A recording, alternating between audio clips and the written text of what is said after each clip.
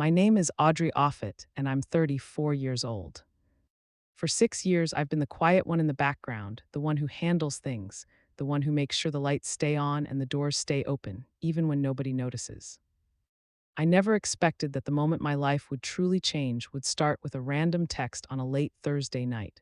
3 weeks ago, my aunt sent me a video by mistake. No caption, no emoji, nothing, just a clip from a family dinner I'd missed because I was closing out the books for a client. I tapped play without thinking, expecting some silly forward, maybe a dog doing tricks or a reminder about my mother's upcoming birthday party.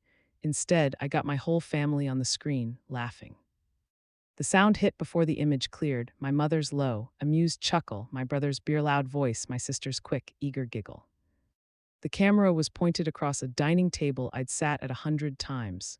It was last week's dinner, the one they had without me. They always could.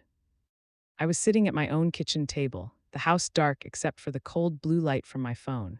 One hand held a spoon over a bowl of reheated soup. The other was sorting a stack of hardware store receipts. That's my life. I keep the books for 3 small businesses in town, a hardware store, a vet clinic, and a bakery on Main that would have shut down 2 winters ago if I hadn't caught what the last guy missed. The work follows me home. It always does. I turned up the volume. My soup went cold, untouched. I leaned toward that glowing rectangle the way you do when you overhear a stranger say your name. Someone in the video said, "Audrey," and the whole table laughed. My brother Wade was on his feet, glass in hand. He loves a toast. He'll turn a Tuesday into a speech if it gives him a reason to be the loudest person in the room. He was bent forward, pretending to hunch his shoulders, squinting at an invisible calculator, tapping imaginary keys. "Here S to Audrey," he said, and they were already smiling. 34. No husband, no kids, just her little numbers. A pathetic failure who's real good at adding up everyone else's money. Megan, my sister, laughed into her wine. "Be nice," she said in that sing-song way people use when they're enjoying every second of it. Then my mother, Lorraine, sitting at the head of the table like she always does, lifted her hand to calm them down as if she were the voice of reason. "Oh, leave her alone," she said. "She's fine. She should be grateful. At least the money gives her something to feel useful about." They all broke into real laughter then, the loose, easy kind that only comes when everyone is sure the person they're mocking will never hear them. On the edge of the frame, I saw my Aunt Carol. She laughed too, but her eyes dropped to her plate and didn't come back up. That was the only hint of discomfort in the whole room. I sat in my dark kitchen and waited to cry, because that's what you're supposed to do when your family calls you a failure behind your back. But the tears didn't show up. Something colder did instead. Calm, flat, balanced, like a ledger where both columns finally add up. I paused the video right on the frame where my mother's mouth was still open around the word grateful. I stared at that frozen image for a long time. Then I reached for the one thing in my life that has never lied to me, my ledger. You should understand who I am before you decide what to think about what I did next. I'm a bookkeeper. I taught myself most of it, then took night classes at the community college while working days. Nobody handed me clients. I earned every single one by never being off by a cent. Numbers don't have moods, they don't forget. They're clean, honest, unforgiving. On the page, I'm steady. On the page, I don't miss anything. People, though, that's where I stumble. Feelings, favors. The quiet ways love turns into debt that no one admits exists. When I'm thinking hard, I click my pen cap over and over, a nervous little rhythm my coworkers tease me about. I was doing that now, sitting in my kitchen, the video frozen, the word grateful hanging in the air. There's something I have to admit, because without it, none of this makes sense. My weakness isn't softness, it's the opposite. I step in before anyone has to ask. A bill arrives, I pay it. A crisis appears, I fix it alone at the same table at midnight. I never learned how to need anyone, so I turned myself into the person everyone else needed. I told myself that was strength. That's how I ended up with a family who treats kindness like a subscription they forgot they signed up for, but never stop using. They'd been on that subscription for 6 years. I just hadn't sent them the bill. It started with the house. 6 years ago, my father died quickly, the way the strong ones sometimes do. He left behind the home I grew up in and a mortgage he'd been quietly losing ground on.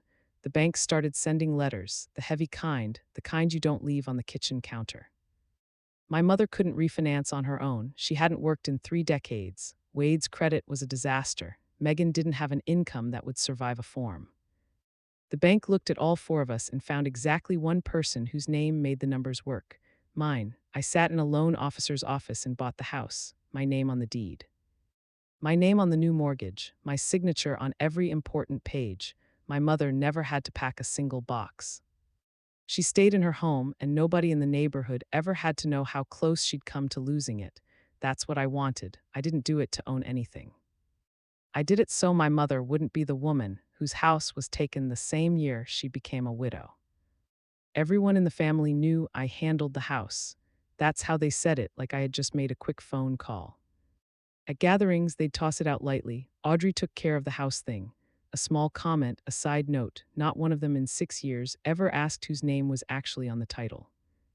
They didn't want to. If they knew, they'd have to admit the house wasn't really my mother's anymore. And the story they liked best was the one where Lorraine held everything together all by herself. I let them keep that story. Meanwhile, I was the footnote paying the mortgage on the place where they all gathered to laugh at me. The house was only the beginning. After that, the rest flowed in the way water finds every crack. Wade's truck loan when his landscaping business failed for the second time, and the bank moved to repossess the only thing he needed to work. My nieces and nephews' private school tuition, because Megan insisted they couldn't possibly change schools in the middle of everything. Megan's rent when she split from her husband and just needed a year to get settled. That 1 year plan quietly stretched into 4, and my mother always there in the background, the electric bill, medication copays, property taxes on the house I already owned on paper. Every month followed the same pattern. On the first, I'd sit at this table with my coffee and my spreadsheet and move money. Click transfer, confirm, Wade, Megan. The school, the utility company, my mother, I never announced it. I never bragged about it. I never brought it up over dinner. I never once said the amount out loud. I just did it like watering a plant, except this plant had grown teeth. In my private files, I kept a column for each of them like I would for any account. But for 6 years, I never highlighted the full columns. I never let the system calculate the total and show me the sum at the bottom.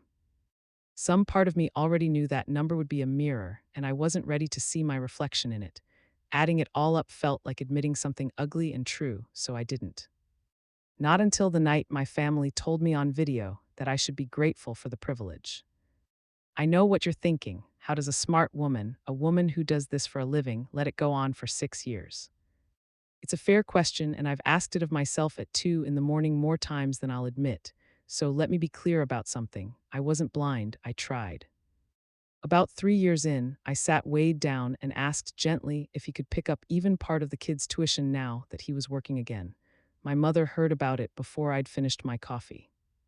She called and cut me off mid-sentence. Your brother is drowning, Audrey. You're the strong one. Don't you dare make this about you. So I dropped it. Another time, I asked if we could all sit down together and talk about the family finances. Just talk. And the meeting I scheduled had exactly one person at it, me. I kept paying, but not because I was a fool. I kept paying because the alternative had a face. Stop the tuition mid-year and a 9-year-old gets pulled out of school in front of his friends. Stop the mortgage and my mother, a widow, loses the house she'd buried my father from. Those weren't abstractions. They were real people who would really be hurt. And I was the only adult in the room who seemed to understand that. So I told myself the story everyone in my position tells themselves. I told myself that underneath the taking they loved me. That the gratitude was just buried somewhere I couldn't see it. That's the lie I lived on. And the video, when it finally came, was merciful in exactly one way. It took that last lie away from me for good. I didn't sleep much. But in the morning, I still made coffee because I'm not the type who lets the ground fall out from under a Tuesday. I sat down at the table. I opened the laptop and my hands stopped, hovering over the spreadsheet where I keep the recurring transfers, the ones that fire off on the first of every month like clockwork. The next round was due on the 1st. I counted the days on the calendar by the fridge, 19 of them, and then I noticed something that made the back of my neck go cold in a way the video hadn't. The first of the month fell on a Saturday this year, the same Saturday as my mother's 60th birthday party, the party I was paying for. The party where the whole family and half the town would gather in the church hall to celebrate Lorraine Offit holding her family together through hard times. I sat there with my coffee going cold for the second night in a row, and for the first time in 6 years, I did not click transfer. I opened a fresh tab instead. I pulled up 6 years of bank history, every account, every statement, and I started to read it the way I read a client's books when something feels off. I want to be honest with you about what this was. I wasn't planning revenge. I genuinely wasn't. I was doing an audit. There is a difference between those two things. But by the time I was finished, I'm not sure even I could have told you where one ended and the other began. That weekend, I watched the video again, not to wallow, to audit it, the same as the numbers. I scrubbed it frame by frame in the blue light of my phone, pausing on each face the way you'd flag a suspicious entry. I wanted to know exactly who was in this and how deep. Wade was the loudest. No surprise, he was the one on his feet doing the impression. Megan was the chorus laughing on cue. The way she's laughed on cue her whole life to stay on the right side of whoever's holding court. My mother was the conductor. One raised hand and they all settled. One dry remark and they all laughed. She should be grateful. She didn't even raise her voice to land it. And then there was Aunt Carol, half out of frame, holding the phone. She was the one filming. She laughed when the others laughed, a beat late every time, her eyes dropping to her plate after. I watched her hand the camera angle around the table, and I realized something that stopped me cold. Carol filmed this, and then Carol 3 days later sent it to me. No caption, no oops, just sent the whole thing straight to the one person it would gut. I sat back in my chair and clicked my pen, slow thinking. I couldn't tell yet what that was. A fumble of fat fingers on a small screen, or a woman who couldn't say the words out loud, handing me the evidence and hoping I'd do what she didn't have the spine to. I didn't know which, but I knew I'd find out before this was over. The strangest part was how normal everyone stayed.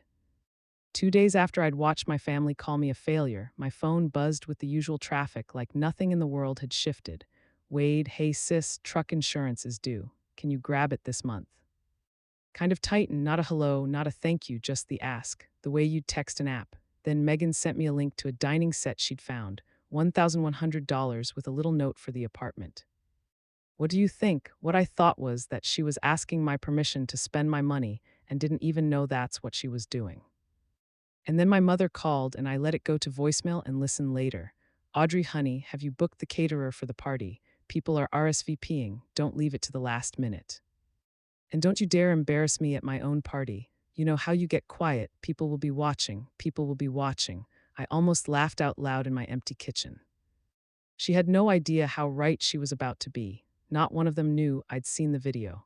Not one of them suspected the woman who paid for everything had finally sat down and started counting. And that I came to understand was the only real advantage I'd ever held in this family. Time. For the first time in 6 years, I had time, and they didn't know the clock was running, so I did what I do. I built a clean record, not a rant, not a journal full of feelings, none of that, a ledger. I opened a fresh workbook and I gave each of them a tab. Wade, Megan, the school, the utilities, my mother. Then I went back 6 years, statement by statement, and I logged every single transfer. The date, the amount, the recipient, the reason, where I knew it. I didn't round up to make it look worse. I didn't editorialize. I just recorded the truth line by line, the way I'd record it for a client facing an audit, because that's exactly what this was. Even if the auditor and the accused happened to share my last name, the pen clicked in my hand, steady now, no tremble in it at all. There's a calm that comes over me when I'm putting messy things into order. The world stops being a place where my family laughed at me and becomes a column of figures that add up or don't.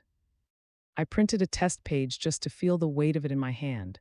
Black ink on white paper, dates and dollar amounts, no adjectives, and I'll tell you what I understood.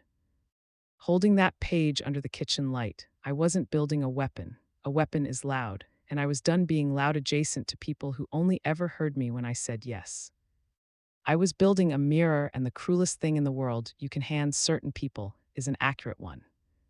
I drove out to Aunt Carol's that Sunday, told her I was returning a casserole dish, which I was because even now I bring the dish back. She made coffee and we sat in her kitchen and I let the quiet do the work the way I do with a client who's hiding a number. Finally, she cracked. You saw it, she said, not a question. I didn't answer, which was its own answer. Her hands wrapped around her mug. I knew it went to you, she admitted. I saw the name after I hit send. I didn't take it back. She looked at me then, and there was something real in her face, something close to shame. I should have stopped them. Years ago, the first time they started in on you, I should have put my fork down and said something. She shook her head. I just didn't want to be the next one they laughed at. And there it was, the whole rotten machinery of that family in one sentence. Everyone too scared of the table to defend anyone at it. I asked her quiet, was that the first time? She didn't meet my eyes. No, honey, she said. That's just dinner. That's how they talk about you when you're not there. She told me it was a regular feature, the Audrey jokes. As dependable as dessert. I thanked her for the coffee. I understood her. I really did. She'd done me the one kindness no one else in that family ever had. She'd let me see the truth. But understanding a person and being able to lean on them are two different ledgers. Carol had handed me the proof and then washed her hands clean of what I'd do with it. I drove back to my own house, knowing I was, as always, on my own. I ran a small test. I wanted to see how fast the warmth turned when the money slowed, even a little. So I paid Megan's rent 3 days late on purpose. Just 3 days, a nudge. The response told me everything I needed to know about where I stood. My mother called within the hour. Not Megan, who the rent was actually for. My mother, the manager of the family's accounts payable, calling to collect. Audrey, what is going on with you? She started, and her voice had that bright, hard edge she uses when she's already decided you're the problem. Megan's landlord called her 3 days late. The whole family is talking about how strange you've gotten. Distant, cold. Ever since you got busy with your little clients, you've decided you're too good for us. I held the phone away from my ear and just looked at it. 3 days, 6 years of being on time to the penny. And the first time I'm 3 days late, I'm cold, I'm difficult. I think I'm too good for them. Money was never the problem with you, Audrey, she said, landing it like she'd rehearsed it. Your attitude is. I told her I'd take care of it, and I hung up. And I sat very still in the quiet. 3 days late, and suddenly I was the villain of the family. So I let myself do the math on what 6 years of perfect, silent, on-time payment had actually purchased me. The total came to nothing. Not a thank you, not a defense at a dinner table. Nothing but the standing right to keep being on time. That was the night I went to the file cabinet. I keep my real records in a gray metal cabinet in the corner of my home office, the boring kind. The kind that holds the actual spine of a life. Bottom drawer, back of the hanging files, there was a thick folder I hadn't opened in 6 years, the closing packet from when I bought the house. I carried it to the kitchen table and spread it out flat under the warm yellow light. No blue screen this time, no laughter, just paper. There it was, page after page.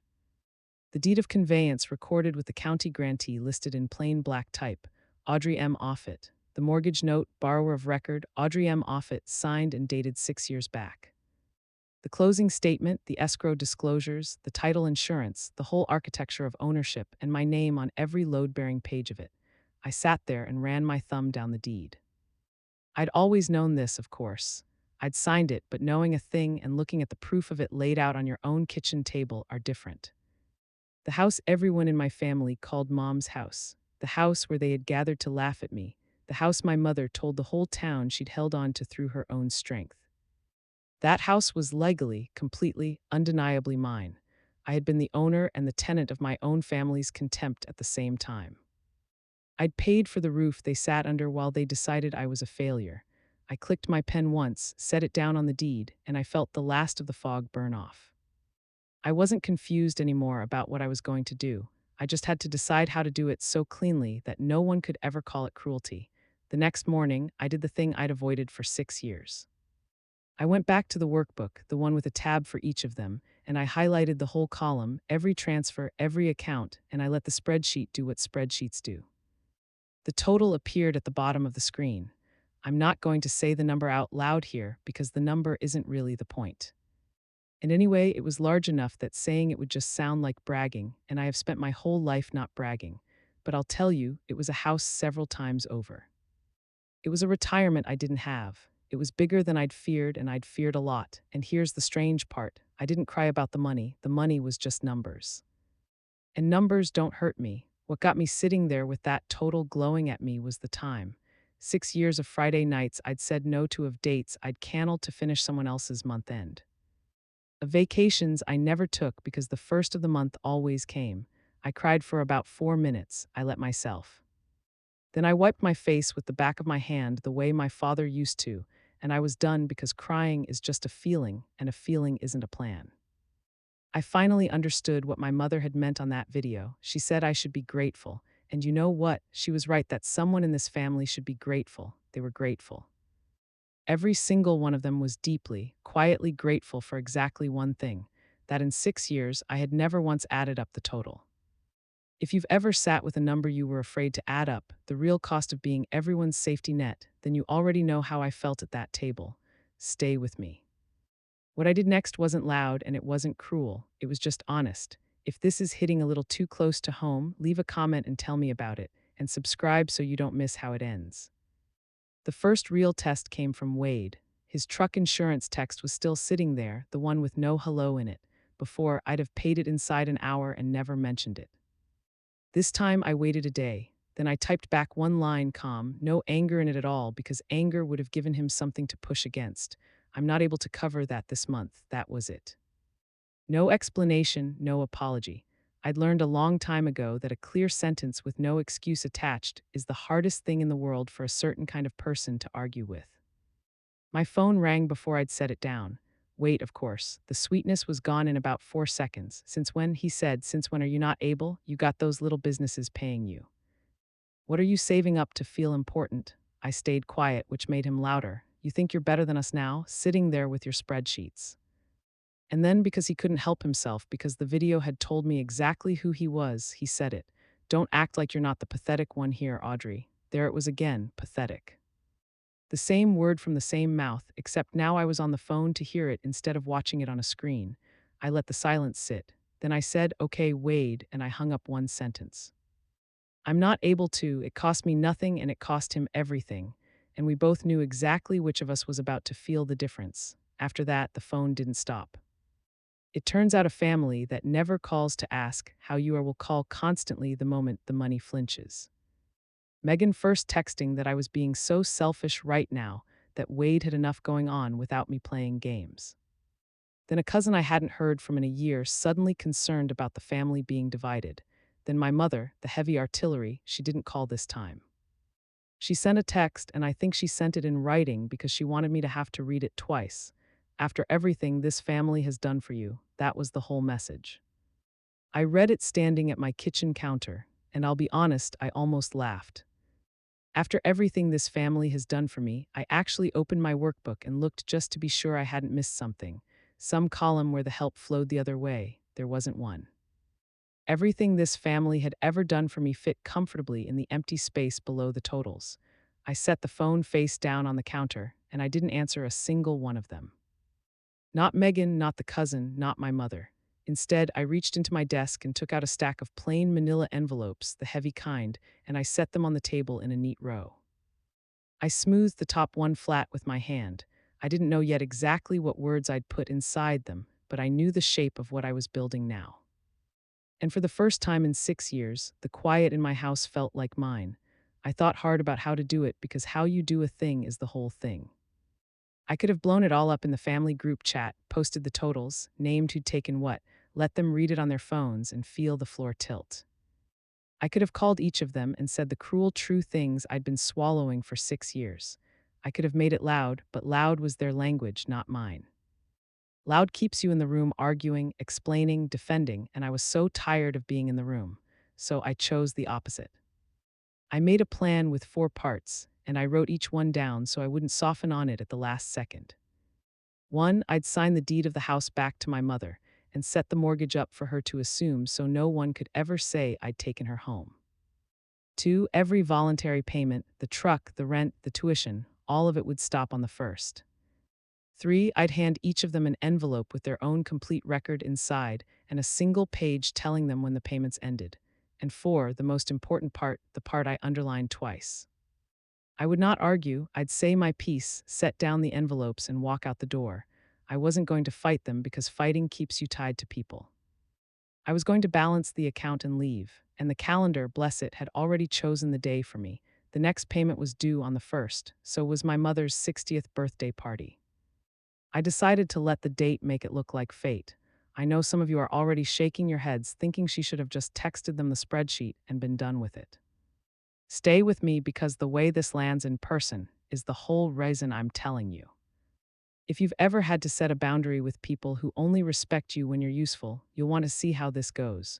Drop a comment, hit subscribe, and let's get to that party.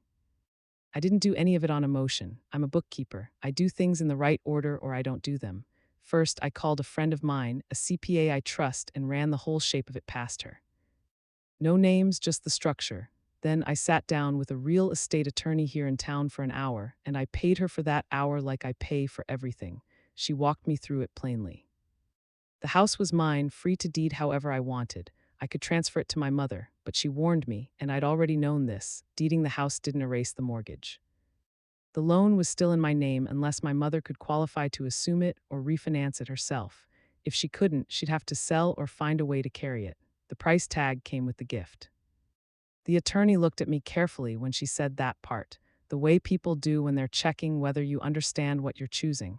I told her I understood completely. I wasn't trying to trap my mother. I was trying to hand her finally the actual weight of the house she'd spent 6 years pretending she carried alone. Let her feel what it really costs.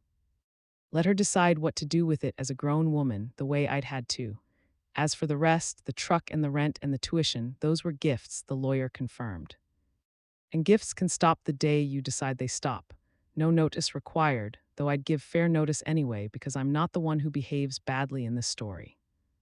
I had her draw up clean transfer documents. I wrote a single plain letter to go with each envelope. No feelings in it, just facts and dates. Facts have never needed my help to hurt. The party machine ground on around me, and the whole thing ran on one quiet assumption that Audrey would handle it. Of course, I was paying for the hall. I'd put the deposit down on the church fellowship hall months ago before any of this back when I still thought silence and money were the price of being loved. I was paying the caterer, too. And there was a second assumption layered under the first, the one that made my jaw tighten every time I thought about it. Everyone expected me to say a few words. The dependable daughter standing up at the milestone birthday to toast the strong mother who'd held the family together. My mother had been telling people for weeks. I heard about it secondhand, the way I heard about most things. Lorraine says Audrey takes care of everything. A neighbor told me at the grocery store, beaming like it was the loveliest thing. She's so proud of you, honey, says you're her little accountant who likes to feel needed. I smiled at the neighbor and said something gracious and pushed my card away. And in the cereal aisle, I made my decision final because here's what they'd done without realizing it. They had built me a stage, a room full of witnesses, the whole extended family, the neighbors, the minister, all gathered and waiting for me to play the grateful daughter one last time. They'd handed me a microphone and an audience and an expectation. I decided I'd keep the stage, I'd keep the audience, I'd keep the microphone. I would just change the script they'd written for me into the one that was true. The day before the party, I went to the hall to check on the setup, and I got one last reminder of exactly why I was doing this, as if the universe wanted to make sure I didn't lose my nerve. Wade was there hanging a banner, beer already in hand at 2:00 in the afternoon, holding court for a couple of the younger cousins. When I walked in carrying a tray of glasses, he grinned at them and jerked his thumb at me. "Careful," he said loud enough to carry. "Don't upset the ATM, she's been touchy lately." The cousins laughed, uncertain, the way you laugh when you're not sure if something's a joke. Megan was there too, arranging flowers. And when I started to tell her about a billing question with the caterer, she cut me off with a little wave. "Audrey, nobody wants to hear about invoices at a party." She said, "Read the room." My mother breezed past all of it, fussing over Megan's dress, adjusting Megan's collar, never once looking my way, as if I were part of the catering. And in the corner, watching all of it, was my cousin Haley, 19, home from her first year of college. She caught my eye and her face did something the rest of them never did. It flinched. She'd seen it, "Don't upset the ATM." He'd said it like a joke, tossed it off the way he tosses everything off, but I'd stopped finding Wade funny somewhere around year 3. A joke is just cruelty wearing a party hat, and I'd been the punchline at this family's table for as long as I could remember. Tomorrow, for the first time, I'd be the one who got to finish the joke. Haley followed me out to the porch of the hall while I caught my breath. She's a good kid, the only one in the next generation who texts me on my birthday without being reminded. "Aunt Audrey," she said, hugging her arms against the cold. "Are you okay? They shouldn't talk to you like that. It's not funny." I looked at her for a second, 19 years old, and she was the first person in that entire family in 6 years to ask me if I was okay. Not what I could pay for, not whether the caterer was booked, just are you okay? It nearly undid the whole plan, that one question. Not because I was scared, because I suddenly didn't want her to see what I was about to do and think it was anger, think it was the family's same cruelty just pointed in a new direction. I'm okay, Haley, I told her. I'm better than I've been in a long time, actually. She frowned, not quite believing me. They take you for granted. She said, "You're the only one in this family who ever shows up for me." And that right there was the thing that locked it in, because I realized the kindest thing I could possibly do for that girl wasn't to keep absorbing it quietly. So the peace held. The kindest thing I could do was show her calmly in front of everyone that you are allowed to stop, that you can love people and still refuse to be their punching bag. That walking away with your head up isn't the same as starting a war. I squeezed her hand. Come find me tomorrow, I said, after I say my few words. That last night I sat at my kitchen table and put it all together. The envelopes were lined up, heavy manila, one for each of them. Into my mother's, I slid the new deed transferring the house into her name. The letter from the attorney explaining the mortgage would now be hers to assume or refinance, and her ledger, 6 years of every dollar totaled at the bottom. Into WD's, his own column, the truck, the insurance. The loans I'd quietly cleared with the date the payments would end into Megan's 4 years of rent, and a dining set's worth of what do you think's, and the same date. I sealed each one and wrote the name on the front in my steady bookkeeper's hand. My pen moved without a tremor. I signed the letters, one click of the cap between each signature, the sound filling the quiet kitchen like a slow clock. My phone sat face down on the table the whole time, dark, and I never once turned it over to watch that video again. I didn't need to, I had it memorized. And anyway, the laughing was about to stop mattering. 4 envelopes, no speech to memorize, no big confrontation rehearsed in the mirror. I'd spent 6 years saying yes to these people without ever saying a single word about it. I figured I could say no the exact same way, quietly, completely in writing, so it couldn't be argued with. I turned off the kitchen light and went to bed, and for the first night in 3 weeks I slept the whole way through. The church hall was full by 4. It looked the way those rooms always look, folding tables in rows, a sheet cake under fluorescent light, a banner that said 60 and fabulous with the glitter already shedding onto the floor. My whole extended family was there, aunts and uncles and second cousins, plus half the neighborhood and the minister and his wife. My mother held court near the cake in a new dress, accepting her birthday like tribute, telling anyone who'd listened the story she loved most. Well, after Frank passed, somebody had to keep this family standing. She was saying as I came in, and I just did what I had to do. She caught my eye across the room and gave me the look, the one that meant, get ready, you're up soon. Wade was already loose and grinning. Megan hovered near our mother, basking in the borrowed glow. Haley stood off to the side and gave me a small private nod. When the cake was cut, my mother tapped her glass with a fork and the room hushed, and she said with a magnanimous little wave in my direction, I think my daughter Audrey wants to say a few words. She's the one who put all this together. She's good at taking care of things. Polite applause rolled around the room. They were all waiting for the grateful daughter. They were waiting for thank you. I stood up and I felt strangely perfectly calm, the way I feel when a long set of books finally balances. I didn't have a glass in my hand. I had the stack of envelopes and I clicked my pen once. The only sound in the quiet room.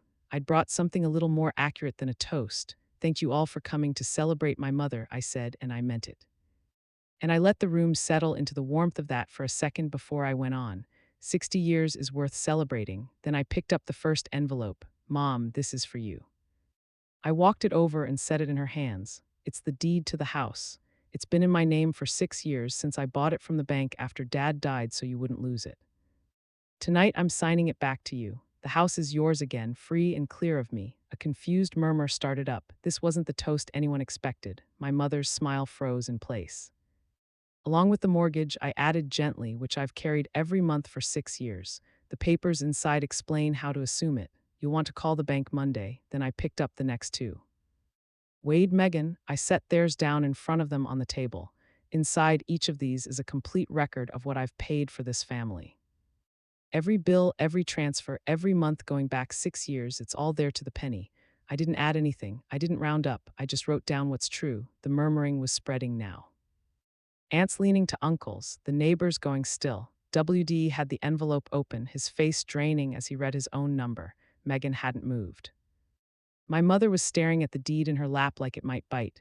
I kept my voice level, almost kind, because I wasn't there to wound. I was there to be clear for 6 years. I said I was told I should be grateful. I've heard it my whole life. So I just wanted tonight with everyone here who loves this family to make the record clear about who exactly was carrying whom. My mother came up out of her chair, so fast it scraped back and tipped, and the clatter of it was the loudest thing in the room. "How dare you," she said, and her voice cracked high and ugly across the hall. "How dare you do this to me at my own party in front of everybody? You've always been like this, Audrey, jealous, dramatic, desperate for attention." The deed slid off her lap onto the floor, and she didn't even look at it. "You think a stack of papers makes you better than your own family?" WD was on his feet now, too, the envelope crushed in his fist. "A few receipts," he spat, "and you think you're better than us. You always thought you were better than us." Megan had finally opened hers, and I watched the color go out of her face as she found the rent total, 4 years of it, and she started to cry. But it was the panicked kind of crying, not the sorry kind. The whole room was frozen. Every neighbor and cousin, and the poor minister watching my mother scream the word grateful across a church fellowship hall on her 60th birthday. And here's the thing I want you to understand, because it's the only thing that mattered. I never raised my voice, not once. I stood there in the center of all that noise, and I felt the stillest I have ever felt in my life. I waited until my mother ran out of breath, and then I said quietly, so they had to go silent to hear me, "I'm not asking for thanks. I'm not even asking for an apology. I'm just done paying to be your punchline." A neighbor near the back, an old man who'd known my father, said it just loud enough to carry. Lord, the pathetic one, was the one holding the whole thing up, and I watched it move across the room, face by face, the truth finally landing where the laughing used to. Haley crossed the floor and came and stood beside me, and she took my hand. I set the last envelope down on the table, the one with the schedule in it, the dates, everything stopped. I didn't slide it across dramatically. I just placed it the way I place anything when I'm done with it. Then I turned to the room, not to my mother, not to Wade, but to all of them, the aunts and the neighbors and the minister who'd baptized me. "Thank you again for coming to celebrate, Mom," I said, and my voice was even almost warm. "I mean that, 60 years is a lot." I picked up my coat from the back of my chair. "The payments stop on the 1st, I said to the room simply, like reporting the weather. "The house is yours now, Mom. I hope it's everything you've been telling everyone it was." My mother opened her mouth, but nothing came out that she'd want a room full of witnesses to hear, so she said nothing. I buttoned my coat. Haley walked me to the door, past tables of people who weren't laughing anymore, and I felt their eyes. And for once, I didn't mind them. Outside, the cold hit clean and good.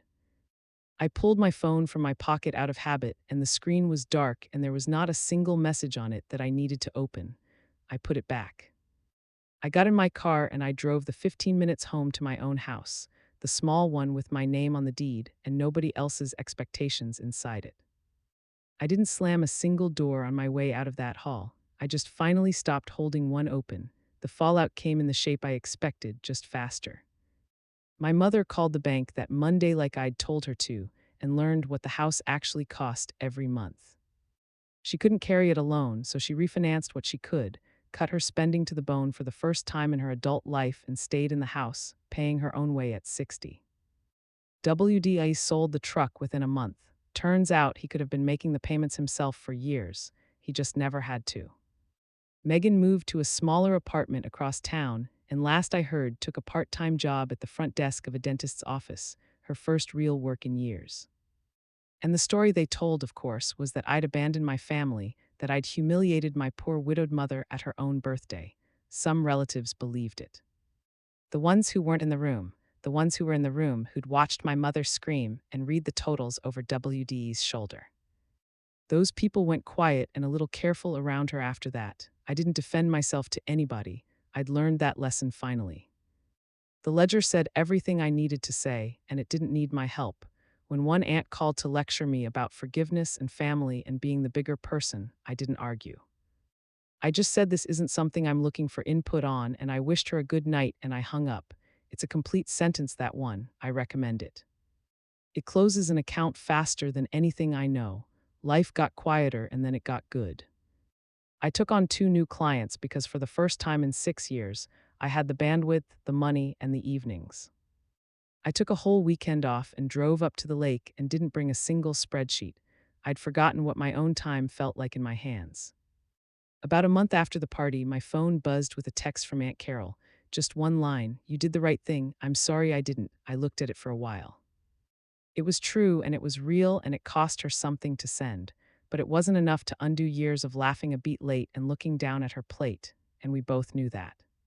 So I wrote back, "Thank you, Carol, I appreciate it," and I left it there. I didn't invite her back into my life. Understanding a person doesn't obligate you to keep paying their tab in money or in chances. The one relationship I did keep was Haley. She calls me now, not when she needs something, just to talk. And sometimes she drives over and we make dinner and she tells me about school. It goes both ways, the way it's supposed to. That's the only ledger I keep with family anymore. The kind where both columns actually fill in. The rest of them have my number. They know where I live. They know the door isn't locked exactly. It's just that I'm not standing in it holding it open with my own 2 hands anymore.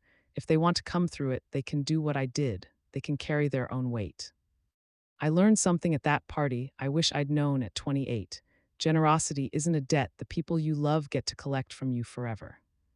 And the day you finally sit down and balance the account, you find out very quickly who valued you and who only ever valued the money. That's my story. 6 years of silence, 4 envelopes, and 1 birthday that finally told the truth. If you've ever been the one quietly keeping everyone afloat, the dependable one nobody bothers to thank, let this be your sign. You're allowed to stop. You can set the weight down and still be a good person. If this story reached you tonight, share it with someone who needs to hear it. Drop a comment and tell me your version. Hit subscribe and I'll see you in the next one.